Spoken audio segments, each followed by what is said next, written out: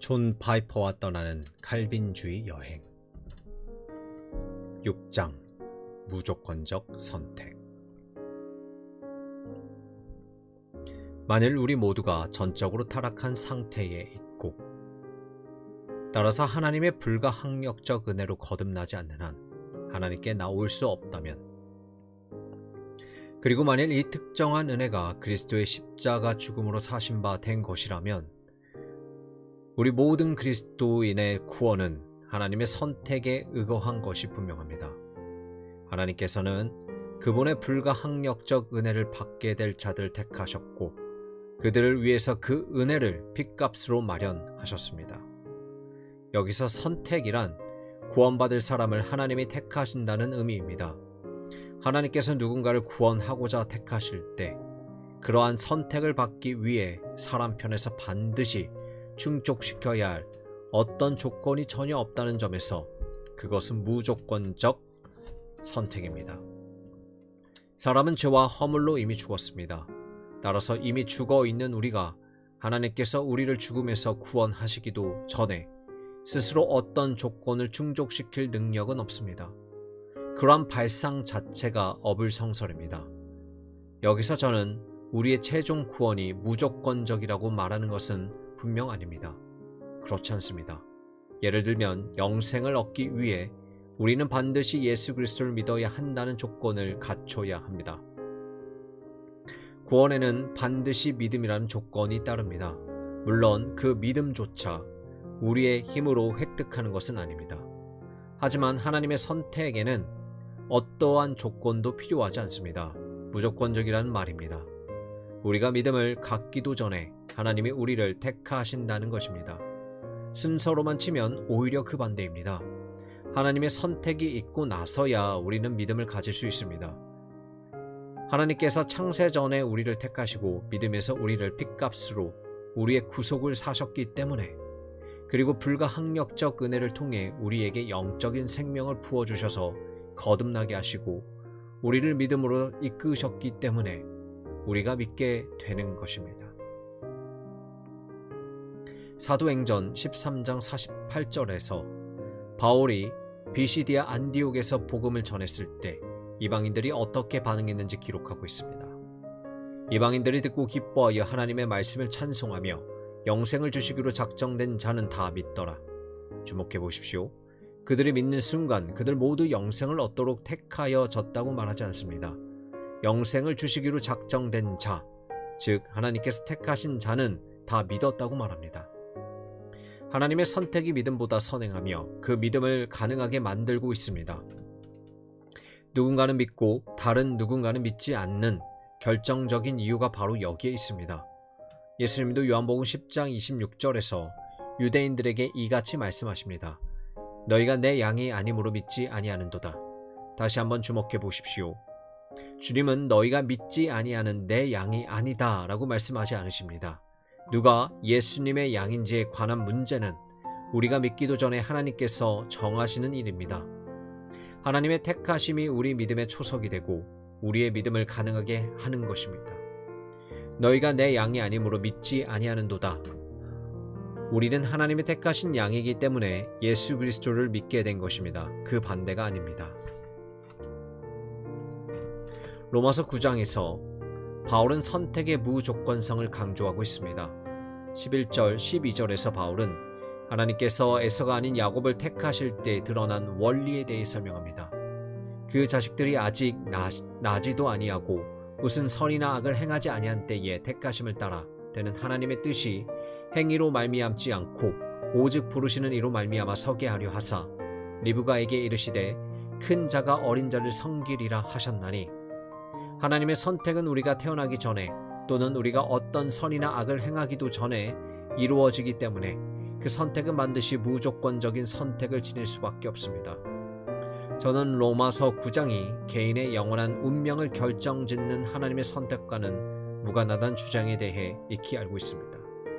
그렇게 주장하는 사람들은 로마서 9장의 내용이 이스라엘이라는 특정 민족이 역사에 등장하게 된 배경과 그 역할에만 국한하여 언급할 뿐이라고 말합니다. 저는 이러한 해석에 오류가 있다고 생각합니다. 간단히 말해 그런 주장은 바울이 본문에서 제기하는 사항과 조화를 이루지 못하기 때문입니다. 여러분도 로마서 9장의 첫 5구절을 읽으며 이를 쉽게 눈치챌 수 있습니다. 이어서 바울이 로마서 9장 6절에서 그러나 하나님의 말씀이 폐하여진 것 같지 않도다 라고 말하는데, 이를 미루어 보면 이 당시에 마치 하나님의 약속의 말씀이 실패한 것처럼 보이게 만드는 무언가가 있었다는 것입니다. 그것은 무엇입니까? 바울은 2절과 3절에서 그것에 대해 이야기합니다. 나에게 큰 근심이 있는 것과 마음에 그치지 않는 고통이 있는 것을 내 양심이 성령 안에서 나와 더불어 증언하노니, 나의 형제 곧 골육의 친척을 위하여 내 자신이 저주를 받아 그리스도에게 끊어질지라도 원하는 바로다. 바울이 제기하고 있는 사안의 핵심은 이스라엘이 한 민족으로서 맡고 있는 역할 및 역사적 배경과는 관련이 없습니다. 오히려 그는 이스라엘 민족이라는 자부심을 가진 개개인들이 실상은 저주를 받아 그리스도에게서 끊어졌다는 사실에 대해 말하고 있습니다. 즉 자신과 같은 형제들의 영원한 운명이 위기에 처했다는 것입니다. 바울이 펼치는 논리를 보면 이것이 더욱 분명해집니다. 하나님의 말씀이 폐하여진 것이 아님을 입증하기 위해 바울이 맨 먼저 하는 말이 이스라엘에게서 난 그들이 다 이스라엘이 아니오라는 것입니다. 이스라엘 백성으로 불리지만 정작 많은 사람들은 멸망할 것이며, 그러므로 진정한 의미에서 이스라엘 백성이 아니라는 것입니다. 그런 후에 바울은 하나님의 무조건적 선택이 이스라엘 내에서 어떻게 작동했는지를 보여주고 있습니다. 바울은 하나님의 택하신 은혜가 무조건적인 속성이 있다는 사실을 로마서 9장 15절부터 16절에서 다시 한번 강조합니다. 모세에게 이르시되 내가 긍휼히 여길 자를 긍휼히 여기고 불쌍히 여길 자를 불쌍히 여기리라 하셨으니, 그런즉 원하는 자로 말미암음도 아니요 다른 박질하는 자로 말미암도 아니요 오직 긍휼히 여기시는 하나님으로 말미암음이니라. 우리에게는 하나님의 긍휼이 필요합니다.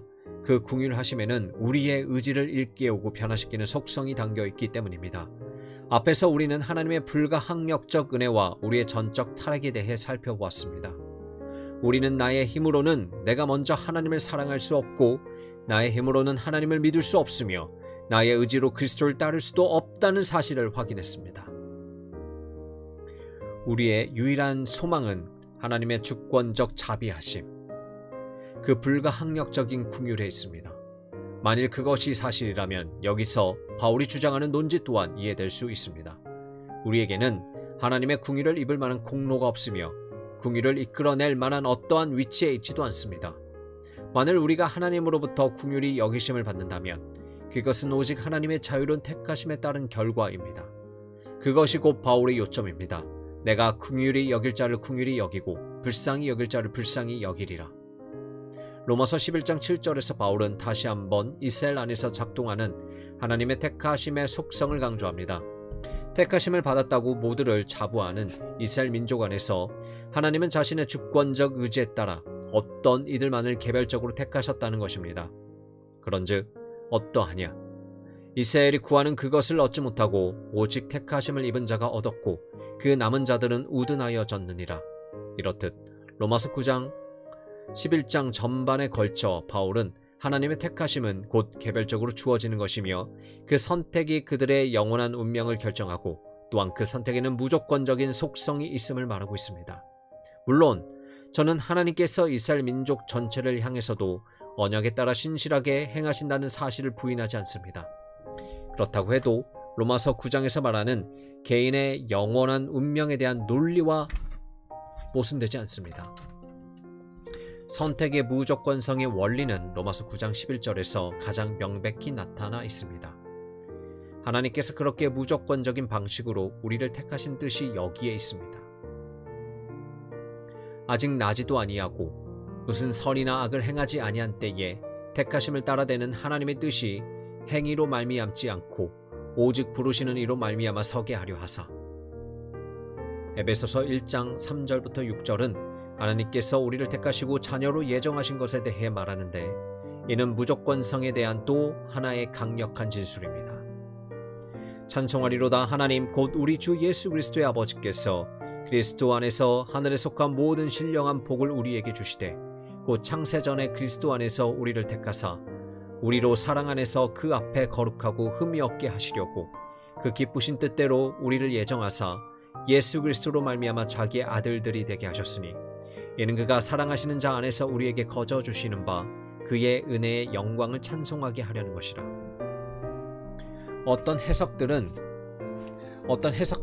창세전에 내려진 이 선택이 오직 그리스도에 대한 선택일 뿐이지 그리스도 안으로 실제로 들어가게 될 개인에 대한 선택은 아니라고 주장합니다.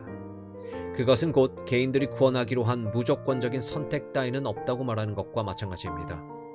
여기서는 그리스도만이 하나님의 택하심을 받은 것으로 제시될 뿐이고 개인들의 구원은 그들 각자가 자신의 타락을 능동적으로 이겨내고 믿음으로 그리스도와 연합하는 것에 달렸다는 것입니다.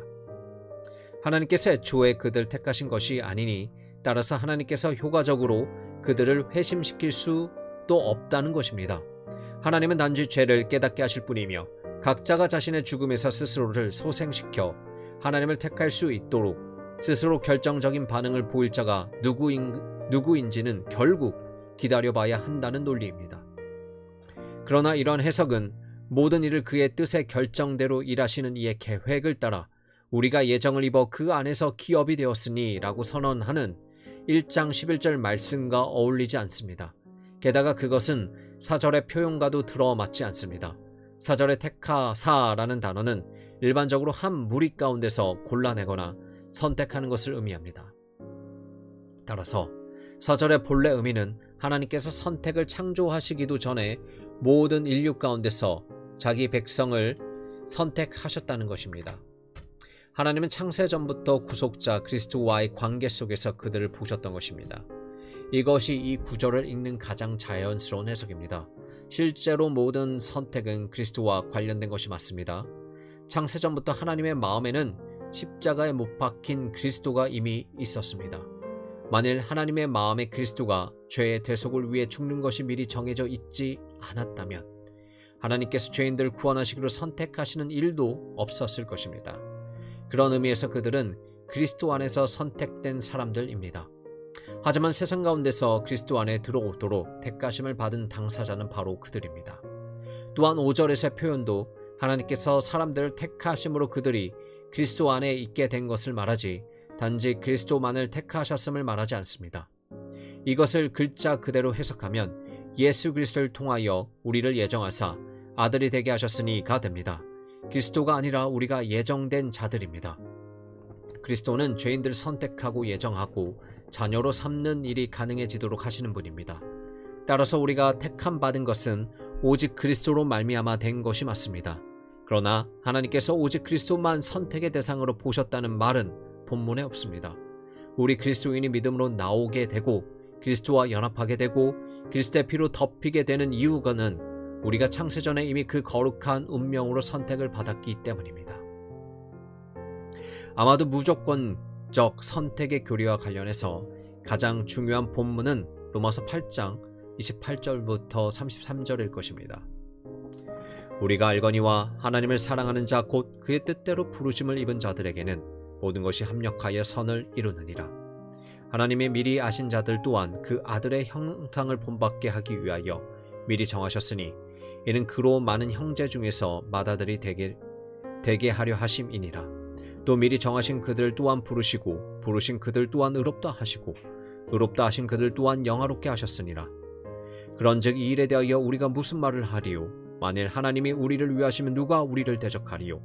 자기 아들을 아끼지 아니하시고 우리 모든 사람을 위하여 내주신 이가 어찌 그 아들과 함께 모든 것을 우리에게 주시지 아니하겠느냐? 누가 능히 하나님께서 택하신 자들 고발하리요? 의롭다 하신 이는 하나님이시니. 이 본문은 하나님이 미리 아신 자들을 또한 미리 정하셨으니 라는 29절의 표현 때문에 간혹 무조건적 선택 교리에 대한 반대 논거로 사용됩니다. 어떤 이들은 이 표현을 근거로 사람들이 무조건적으로 선택되는 것이 아니라고 주장합니다. 그러니까 사람들은 하나님께 미리 알려진 그들의 믿음의 근거에 선택받는다는 것입니다. 그렇다면 그들은 불가항력적 은혜의 도움 없이 그들 스스로 믿음을 창출해냈고 하나님께서는 그것을 미리 아셨을 뿐이라는 얘기입니다. 그러나 이러한 주장은 바울이 전개하는 논지와 맞지 않습니다. 로마서 8장 30절 주의해서 읽어보시기 바랍니다. 또 미리 정하신 그들 또한 부르시고 부르신 그들 또한 의롭다 하시고 의롭다 하신 그들 또한 영화롭게 하셨느니라. 하나님께서 그 부르신 자들 또한 의롭게 하신다는 말씀에 잠시 주목해 보겠습니다. 30절의 이 부르심은 모든 사람에게 주어지는 부르심이 아닙니다. 우리가 이 사실을 알 수 있는 이유는 그 부르심을 받는 자는 모두 의롭다 하심을 받는 점 때문입니다. 부르심을 받는 것과 의롭다 하심을 받는 것 사이에는 확실히 어떤 연관성이 있습니다. 부르신 그들 또한 의롭다 하시고, 하지만 모든 사람이 하나님으로부터 의롭다 하심을 받지 않는 것이 현실입니다. 그러므로 모든 사람이 그 부르심을 입은 것이 아닙니다. 따라서 30절의 부르심은 설교자가 권하는 회개의 부르심이 아닙니다. 또는 하나님께서 대자연의 감동을 통해 주시는 일반적인 부르심도 아닙니다. 그런 종류의 부르심은 모든 사람이 받을 수 있습니다. 하지만 30절의 이 부르심은 그 아들의 형상을 본받게 하기 위해 하나님께서 특별히 예정하신 자들에게만 주시는 부르심입니다. 그래서 이 부르심은 필연적으로 칭의로 이어지게 되는 것입니다. 부르신 그들 또한 의롭다 하시고, 우리는 칭의가 오직 믿음을 통해서만 이루어지는 것을 알고 있습니다. 그러므로 사람이 의롭다 하심을 얻는 것은 율법의 행위에 있지 않고 믿음으로 되는 줄 우리가 인정하노라. 그렇다면 예정된 모든 사람에게 주어지고 결과적으로 의롭다 하심을 받게끔 하는 이 부르심은 과연 무엇입니까? 우리는 불가항력적 은혜에 대한 사장의 논의에서 이미 그것을 살펴보았습니다. 그것은 다름 아닌 고린도전서 1장 23절부터 24절의 그 부르심인 것입니다. 우리는 십자가에 못 박힌 그리스도를 전하니 유대인에게는 거리끼는 것이요 이방인에게는 미련한 것이로되 오직 부르심을 받은 자들에게는 유대인이나 헬라인이나 그리스도는 하나님의 능력이요 하나님의 지혜니라. 다르게 표현하면 그 부르심이라는 것은 설교 자체를 가리키는 것이 결코 아닙니다. 설교는 유대인과 이방인을 포함한 모든 사람에게 전달되기 때문입니다. 하지만 그 부르심은 설교를 통해 그것을 듣는 사람의 마음속에서 일어나는 어떤 현상입니다. 그것은 죽음 가운데 잠자던 그들을 깨우치고 십자가에 대한 그들의 편협한 생각을 변화를 가져와 그리스도의 십자가를 하나님의 지혜와 능력으로 받아들이게 합니다. 다른 말로 하면 로마서 8장 30절의 이 부르심은 우리 안에서 믿음을 창조해내시는 하나님의 불가항력적 은혜인 것입니다. 이제 로마서 8장 30절에서 바울이 전개하는 사고의 흐름을 다시 한번 주목해 보십시오. 또 미리 정하신 그들 또한 부르시고 부르신 그들 또한 의롭다 하시고 의롭다 하신 그들 또한 영화롭게 하셨느니라. 하나님의 예정하심과 의롭다 하심 사이에 부르심이 있습니다. 우리가 의롭다 여김을 받는 것은 반드시 믿음으로 말미암는 것이므로 여기서 말하는 부르심이란 결국 우리 안에서 믿음을 발생하게 하시는 하나님의 역사하심 외에 다른 무엇일 수가 없습니다.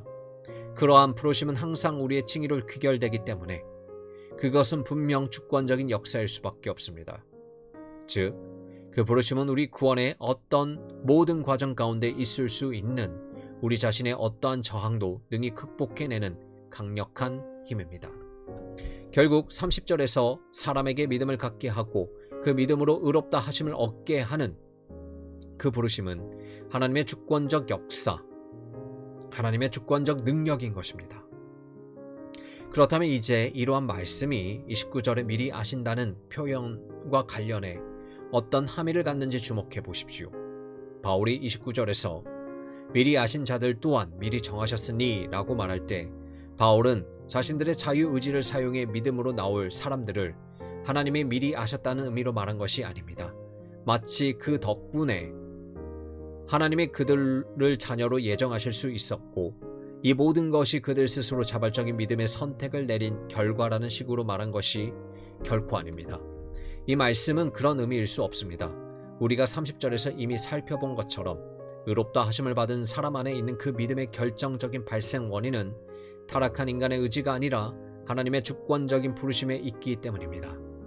하나님께서는 그분이 우리 안에 창조해 주시는 그 믿음과 상관없이 자기 스스로 믿음으로 나오는 사람들 미리 알지 않으십니다.